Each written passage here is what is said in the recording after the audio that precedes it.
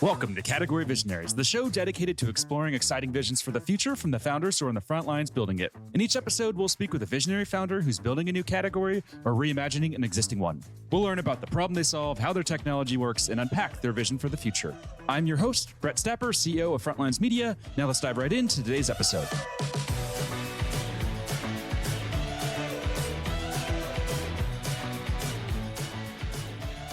Hey everyone, and thanks for listening. Today I'm speaking with Sid, co-founder and CEO of Wizehire, a small business hiring platform that's raised over $37 million in funding. Sid, thanks for chatting with me today. Hey, Brett, thanks for having me on. Love what you're doing. Thanks so much. And could you go ahead and say your last name for the listeners as well, please? Yeah. Sid Upadhyay, co-founder, CEO at Wizehire. Nice. There we go. How do you, where's that last name come from? Let's start with that. Yeah, so it's a Gujarati last name. My parents grew up in India, and that's the backstory. And you said in the pre-interview that you were born in Africa. Is that correct? Yeah. So the backstory is my parents were working in Uganda and Kenya, Malawi, following, let's just say, a pretty crazy time there in the early 90s. They were actually food technologists. So they grew up, working on problems that you and I take for granted, right? Like, how do you increase the yield of millet?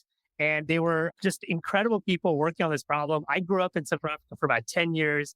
And one day we got the opportunity to come to the States. And that's when we made this move. And, I feel like I'm living the American dream now, man. Wow. So take me back to how old were you then? You were 10 years old when you moved to the US?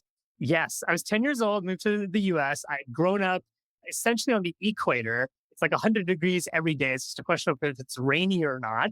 And I remember landing in New York City. This is, 2000. It's the summer. And I get off and everyone is wearing shorts. And my reaction is like, oh my gosh, I'm freezing. How can people be wearing clothes like this in the summer? It was a little bit of a culture shock and a weather shock, I'll tell you. Yeah, I can imagine. That's crazy. Now, two questions I'd like to ask just to better understand what makes you tick as a founder and entrepreneur. First one is, what CEO do you admire the most and what do you admire about them? I'm sure many of your previous guests have talked about Jeff Bezos. And I'll say, the Jeff Bezos that I admire is really the steward of Amazon through its IPO and its early days. It's maybe emblematic of where I am in the business building journey with all of our teammates at Wizehire. But, it's about hard decisions and focus and that obsession about doing best for the customer day in and day out. And the letters and everything that he's written has been deeply inspiring for me personally. Nice. I love it. Such a good call out. Amazon is such an incredible brand. I was just listening to a talk about, monopolies and breaking monopolies, and talking about how Amazon is in this very unique place where there's no consumer harm. Consumers actually love Amazon and they don't feel any of that harm or potential harm from them having a monopoly on the market. So it's just a fascinating company. I'm 100% with you. And I quote it often, which is like, we should be aspiring to build products that are priced as such, that are so good for the customer that it is almost irresponsible for them not to be a member. And I think that's what they did with Prime. And I just love that so much. Yeah, absolutely. I love that. All right. What about books? Outside of an Amazon related book, what book would you say has had the greatest impact on you as a founder? This can be a business book or just a personal book that influenced how you view the world. Yeah, I think it's emblematic of where we are in our business building journey, but I am rereading Patrick Lencioni's Advantage regularly.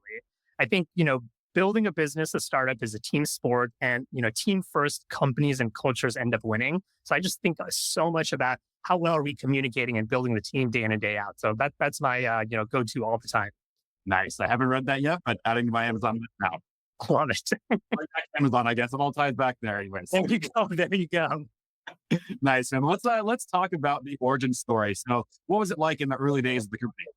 Yeah. So, every founder talks about how unique their business is. I say Wizehire really has a very unique journey. This is a business that's actually 8.5+ years old now. We were a bootstrap company for the first 6.5 years. We were on the ground learning the business, going in with a much smaller idea than what we do today. It's funny enough, but we actually started out working with myself and my co-founder, Jay, on personality assessments and predictive analytics. It's a thing that I have to always call out. It's a very small part of what we do today. And, I always say this, I was actually a skeptic of personality assessments, but working with Jay and working with large consultants that were helping Fortune 500s, we saw a pattern and a trend, which was that, the Bains and McKinseys of the world could join an organization, bring about change, help align people for roles that they were more excited about.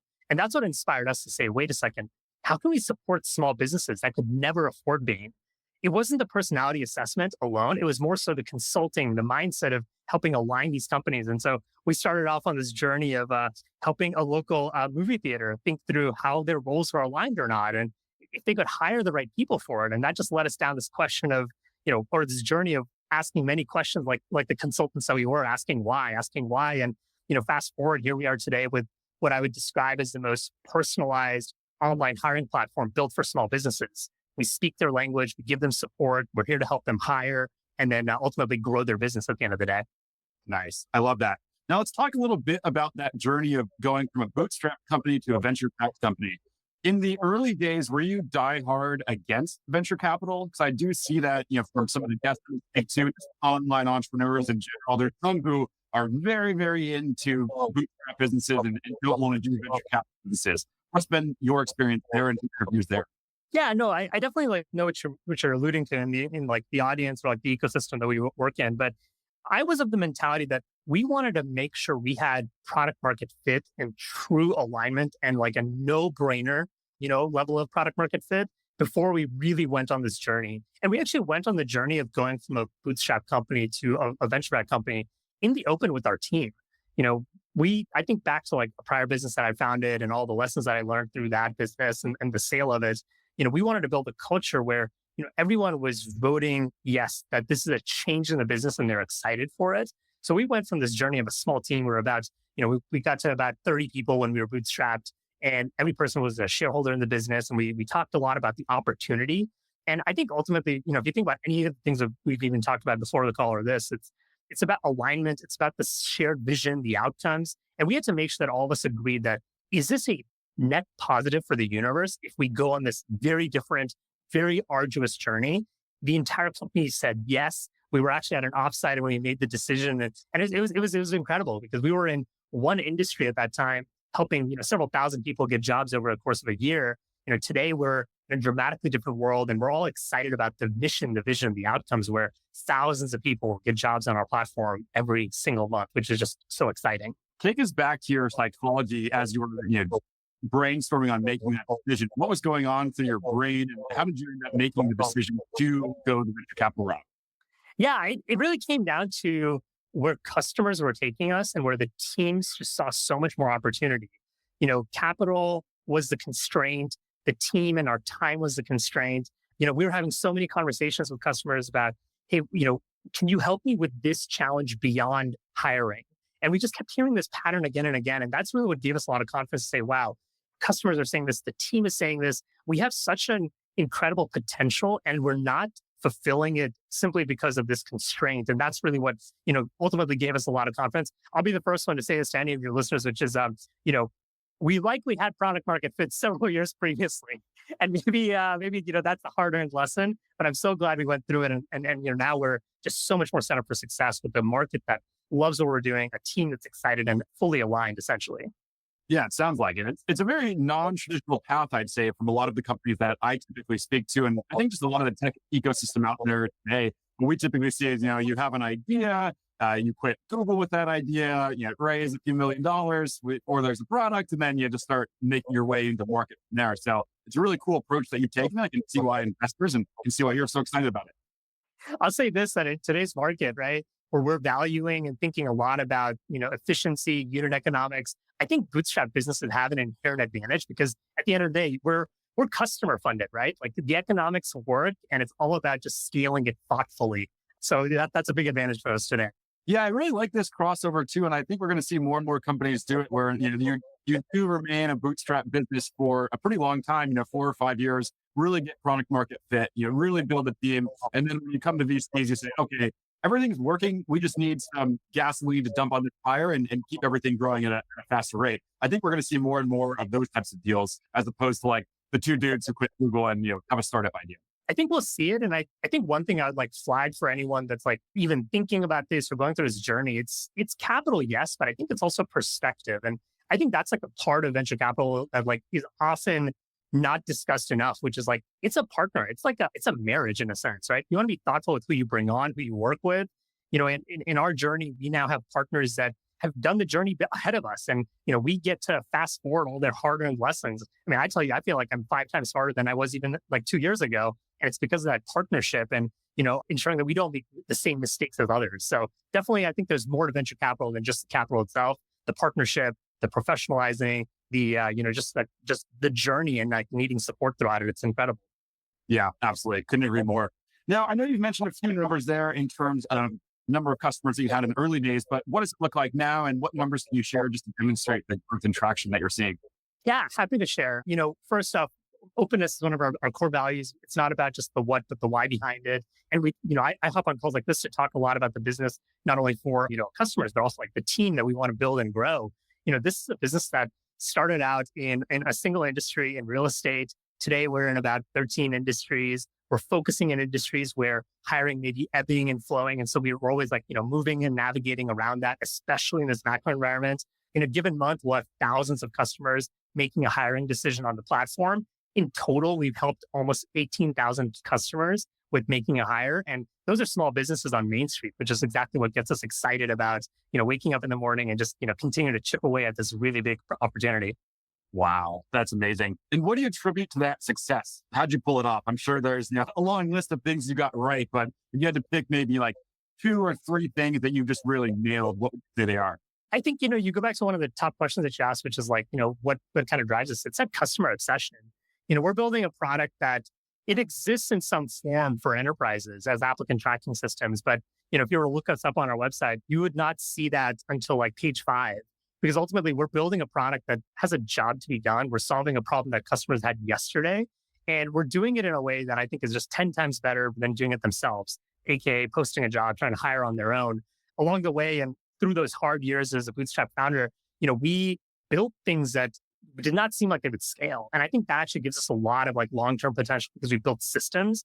For, one thing Brett and I chatted about is we actually partner our customers, not just with software that speaks their language, but a team of hiring coaches. We have people on our team that have worked with hundreds of customers in an industry that our customers are in, and they get to fast forward their knowledge, much like the VCs that we were talking about. So you could sign up today as a new customer. We would have worked with thousands of people that are in your exact same shoes, and we can give you all the context you need so you can, make that hire just a little bit faster and grow your business. It's that magic, I think, of software and service that really helps us win. Nice. That's super interesting. It kind of reminds me of the company Bench.co. Are you familiar with them? Yes. What they are doing in bookkeeping is exactly analogous to what's happening for us in hiring, which is it's not the software. It's also the individual that's proactively supporting you. Love it. Nice. Yeah, I can see that. And I'm a customer of Bench. They're not a client, but I am a customer and I have been for 5 years and I love it. So I can see the crossover of the value this brings on the hiring side. Yeah, we actually, just to like tell you a little bit more about Bench, we have ex-benchers on our team because of like how mission-oriented we are, all about helping small businesses. So I just love that you flagged that, man. Nice. Now, talk to me a little bit about community. So how do you approach building community? Is it all small businesses together, or do you have it segmented out into industry? You combine those industry communities together? Yeah, we've actually found when you think about SMBs, and if you were to step back a little bit, yes, you're operating in a business to business setting, but SMBs are entrepreneurs. They're people at the end of the day. And I think thinking about much more like the B2C community building effort is far more, just a faster way to grow, faster way to like really like earn trust. So the way that we grow is really by thinking about our customers at the industry level, at the sub-industry level. Like it's very different if you think about, litigation lawyers versus patent attorneys. There are actually pockets on the internet today where you can find specific niches. And so one of the ways that we grew as a bootstrap company back in the day was to start with small communities, delivering a product and service that could earn word of mouth referrals, and then building around that community, investing in it, going to their events, hopping on their podcasts, giving them content. And that was really the bread and butter of how we got started. Today, we do this in dozens of industries and dozens of like communities. It's a lot of fun. I bet. And how did you identify these communities early on? And like, where were they? Were these Facebook groups, LinkedIn groups, Reddit? Like, what were those communities? And then how did you navigate kind of immersing yourself in these communities and not just coming across as very salesy? Because I'm in some communities on the B2B market, and the second someone comes in and has any like whiff of being promotional, you just get roasted and like they're kicked out of the community basically. So how did you navigate that? you have to bring more to the community for sure. And I think that's the mantra. You always have to be there to serve that community, regardless of their customers. The funny backstory here, Brad, is that actually when we started out, the first industry that we ran, real estate, which today just is a humming background like industry for us, it actually was going through a pretty big just structural change. And I think that's like the first thing if you're like someone in the audience thinking about like how to approach the problem of go to market. This is an industry where realtors were doing all the jobs and we're now starting to form their own companies. And this was like in the post '08 kind of recession timeline. And there was actually a book written by Gary Keller of Keller Williams that advocated for something akin to like our product and our hiring process. And so first off, it was finding a community or a group of niche customers that were really receptive to this very different thing that we were doing, whether you're forming a new category or whatever the case. And then really like going out and seeing how they're organically using this. They may actually be using things that are part of your feature stack or whatever the case. I remember the early days after we identified realtors, the hook for them was actually our personality assessment. And so, my co-founder was the author of the personality assessment, the DISC assessment. So we actually went so far as to go into the industry media, hop on, any podcast that would be interested in talking about, the DISC assessment and hiring for real estate. Like that's how niche we went, because I think in the early days, you have to be willing to do that work and then build systems that let you scale. So back to like your bigger point, how do we find them? It was a lot of time just navigating the internet. I mean, you think about, what Ben Thompson from Category talks about. The internet is this just massively different world that we were in before, where you can find any niche community out there. While you and I are talking, there's a dental practice where 5 dentists are getting together to talk about like their online marketing. That's a community right there. And you can latch onto it and find it, which I just think is incredible. So a little bit of a long-winded answer, but it's a lot of hard work. You do the research, you find it, and you have to be ready to like get rejected. And that's okay, because your goal is to really add value. And that's how I think you build long-term trust-oriented relationships. Nice. I love that. Super tactical and useful advice there. Now let's talk about category creation. And I know we touched on this in our pre-interview, but what are your general views when it comes to market category and just category creation in general? Yeah. And again, I feel like, obviously our views are limited to like the SMB kind of B2C world, but I think category creation is very arduous and a long-term oriented commitment that you have to make as like, a founding team. Obviously it's so explicitly needed in like the enterprise B2B setting, where it's ultimately for you as founders, you as, entrepreneurs to storytell around the challenges for what the existing legacy categories are, introduce your new framing, recognize that like the storytelling is you starting the work, but you're going to need competitors to come along with you. You're going to need a community of users to come along with you. It's ultimately the customers and, the analysts of the world that are going to coin the phrase and really like solidify all your hard work. But that's how I would think about it, which is like, it's a commitment. You may not be right on day one, and be open-minded to partnership along the way from customers and competitors to really help form a brand new category. Super interesting. Now, going back to that bench example. So with bench, for me, they did displace a fractional bookkeeper that we were working with. Yeah, they did get eliminated. The cost, of the no-brainer. I didn't have to work with them anymore, and I could just pay bench a few $100 a month, and everything was taken care of. Yep. You tell me the same thing here. Is there a segment of the population that's going to be displaced for this market as they adopt your platform? In our case, it's actually we're forming a brand new market in some sense. The alternative for a small business versus Wizehire is to go about the journey of hiring all on their own. It's scary enough as it is, but small businesses don't have enough time. And so what they're really finding with Wizehire is something that lets them get back to what gets them excited about their business, their passion, not the back office. Our job is to do all the hard work and busy work behind the scenes, give them the context to make the right decisions. And so in that sense, we're essentially helping small businesses to get the same quality experience as the Fortune 500s that they often compete with, that have recruiting resources and have staffing dollars. That's the David and Goliath story that we play with. And thankfully, we're just helping small businesses, level the playing field a little bit. Have you ever used the language that you're democratizing hiring? I feel like that's all the time.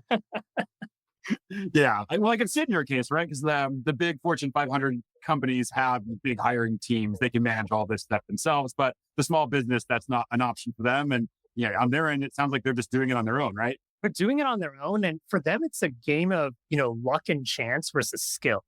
Because if you think about those Fortune 500s, they have a machine that is built to, process resumes, run the interview process. The conversations that we have with customers is teaching them these best practices in an easy and accessible way. And I think that's why it's like, we're just getting started, and democratization is that large, BHAG that we have. Nice. I love that. Now, let's talk about challenges. So I'm sure in the course of your journey so far, you've encountered a couple of challenges. If we had to pick one major challenge you faced, and how do you overcome that challenge? I'll go back and take you actually to probably what was the most anxiety-inducing time for not just us as a company, but everyone. The early months of the pandemic. We were a bootstrap company in 2020, and that was a time where I think a lot of our principles that guide us were really, really solidified. We were an online hiring platform helping, at that time, just customers in one industry, real estate.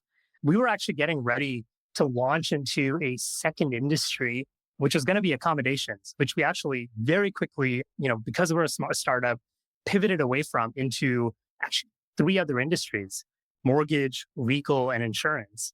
And those industries, that expansion, that sitting back, thinking about strategy and expanding our addressable market helped us grow through the early months of the pandemic. But the other thing that it really taught us was that, ultimately, this was a, customer-oriented, small business, passionate brand and team that when we were going through this almost like, March and April free fall, like everyone else in the, online hiring world, we stepped back and, thought about the customers first. Things that we did then inspire us for where I think we're going. We went so far as to, as a bootstrap company, we were having the same challenges as our customers. How do I make payroll? How do I get to the other side of this? What is going on? We actually went so far as to build a online, it's going to sound crazy, but an online PPP loan program portal for our customers. Because our customers, if you think about that David and Goliath journey of, Fortune 500s versus SMBs, they had no idea how to navigate this. They were being turned away by, the big banks, and they had nowhere to go. And, we were in that same journey as them. And it was almost our responsibility to give them anything and everything to get through that. And so that was a tough time for us. It was a tough time for so many people. For our customers, it was one of their, scariest moments. And I think the hard work that we did there inspires us for what our potential really is. And that's why we almost frame the journey as hiring and beyond, because our customers now trust us to do so much more, and they're pulling us in that direction. Super smart. And how are you seeing buyer behavior change right now with everything that's going on in the world? Obviously, I think that's, probably felt more with tech companies, but I'm sure SMBs are being affected. So are you seeing buying processes or the buyer journey, slow down at all, or how's that been impacted? Yeah, this is actually one of the things that we think a lot about. And I talk to this about with our team or anyone that's joining often, which is, we're a small startup that gives us a lot of nimbleness. And our commitment to the team is always to think about, the macro environment around us and to, pivot as we need to from, while we may have, 11 to 13 industries live, in the next, 6 months, we're going to commit to 4 industries that we feel very strong about. And so we always take a look at that macro context, keep it in mind, but then look at the micro of what's happening in fitness is very different than what's happening in mortgage, as an example. Last year, we actually used that type of analytical framework to pause our incremental investment in some industries that we thought would be really, really impacted by, the interest rate policy. That was, it was pretty much a no-brainer, and I'm glad we did it, because by moving those resources, we continue to grow through that period. And, that's how I think we build resilient businesses, because you have to always have, several, steps of your strategy planned out in some sense. And have you ever had any industries that you were super bullish on and you thought it'd be a home run and it just didn't work out and you had to wind down? Oh, yeah. And I think this gets to how we navigate, because when we wind down an industry, it's more so we're going to always support the community and customers that are there.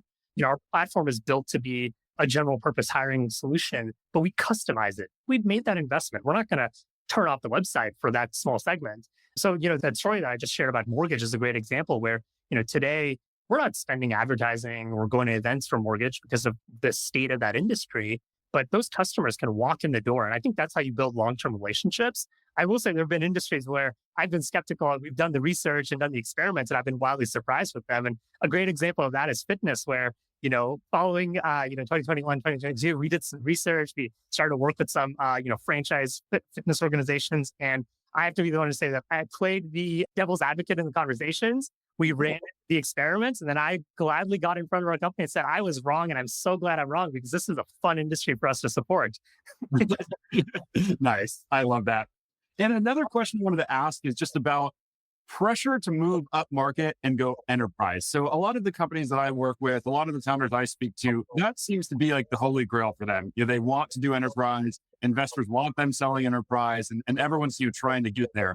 Have you ever felt that pressure and temptation, or is SMB just so central to everything that you do that it's never even really crossed your mind that much? It's a question that comes up often, and we're actually going through a little bit of this right now. And it's actually at least a fun discussions, which is, if you step back, whether you're one of the listeners thinking about like starting a business or someone that's like pondering this question, the majority of venture dollars go into enterprise B2B because it is the, most reliable, high quality revenue you can find, right? But I think there's now been a few great examples in SMB land and mid-market land, especially in the last couple of years that have gone public, that have shown there is a different playbook in SMB land. It requires you to be multi-product and be a platform, but it's an incredible journey if you can get through it. We are principally focused as our mission and vision on Main Street. We started out by building a platform for that entrepreneur that's hanging up a shingle and starting a business. We've followed the journeys of these customers over the last 8-some years. And today we're actually also starting to work with larger franchise companies. And that's actually about as high as I think we'll get because, for anyone that's making that transition up, you have to realize the feature requirements, your product strategy has to change because your user is going to change. And I think that often leads to a lot of false starts with some companies where they will go from SMB land, go up mid-market or go up too quickly and realize, wow, we're building for a completely different customer that has completely different needs. And all of a sudden, all that investment that we made back in the day that we thought would be applicable for the future really isn't. With hiring, what we have found is with franchises or single location small businesses, it is the same problem, the same challenge. And that's why our team is so excited because we get to work with someone from their first hire to their 100th hire. And we're just getting started on the journey. Nice. That's awesome. Did you have any investors when you were trying to have those conversations, trying to push you towards going the enterprise route? Oh, yeah. I think it's super fair for investors to ask the questions and push in that direction, right? Because again, what is the history of software startups? Because if you step back and think about software startups and the history of it, today, B2B SaaS has become very much a science than an art. And I think it's so fair for investors to ask the questions that are based and grounded in that science of how do we, build a high ARR growth machine with, this much net dollar expansion and this many sales reps or whatever the case. Super fair to get the question. And I think for any entrepreneur that's working on small business land, I would look at examples of Toast or Xero or Shopify to really, really understand that, SMBs need and deserve great products. It's all about distribution and how you find them. And I think this community-oriented strategy is how you do so. And, we're just excited to follow in the footsteps of some great, great companies. Do you consider what you do then community-led growth? I guess without the buzzword, I'm seeing that term more and more, talked about on LinkedIn. Do you consider it CLG or? We have a form of this. I'm actually curious to think about the right way we frame it. But essentially, this is the next level of organic growth for SMB-oriented companies, but even B2B, larger companies, which is ultimately, if you give more to the community than you take, you're building a virtuous cycle where you're going to earn word of mouth, you're going to earn referrals. We did this in the early days with real estate and now with many other industries where there's actually coaching and community programs that are always taking place. By being someone that is there for that community, giving them a solution that's specific to their needs, you can become a part of those communities. And today, I think I'll happily share this, because we said this in the public, but we grow about 10 to 15% in a month through word of mouth in communities, specifically with coaching organizations or partnerships. It's definitely something I think a lot of other companies are pursuing, but it's all about the beauty of vertical SaaS where, there is a vertical and many, many niches in it. And it's your job as an entrepreneur to go find those niches and build a team around that growth machine. Nice. Love it. Last question here for you before you wrap. Let's zoom out into the future. What's the 3-year vision? And what are some of those, crazy random industries that you may move into? I love the question. First off, we are in a journey of supporting customers from the decision of making a hire to everything thereafter. Our customers are today taking us from we ask them questions like, how do you do a background check, to how do you run payroll, or how do I get insurance? Our job is to follow customers in this journey, find products and opportunities. And I'm super excited about something we have coming. As far as industries go, here we have to be really thoughtful because ultimately we have to also build a very resilient business. So the bar for us to actually enter more industries gets higher and higher. It's all about the size of the industry, how much hiring takes place there. But there's some industries that are just like starting to like pick up steam and really grow that we get excited about. We're watching them, we're studying them. So, I'll get back to you with like exact names. But for now, it's just focusing on the ones that we're at and just following the customer journey. Smart. You're leaving us wanting more, so we have to bring you back on. Sid, this has been so much fun. Unfortunately, we are up on time. Before we wrap up here, if people want to follow along with their journey as you continue to build, where should they go? Yeah, check us out online, wizehire.com. We're on LinkedIn, always working in the open, talking about the work that we're doing. And I would love for anyone that's interested to reach out and possibly join our team. Sid, thanks so much. This has been a blast. Really appreciate you coming on and sharing your vision and talking about what you're building here. This is all super cool and wish you best of luck. Thanks for having us, Brett. Really appreciate it. Cheers, man. Keep in touch.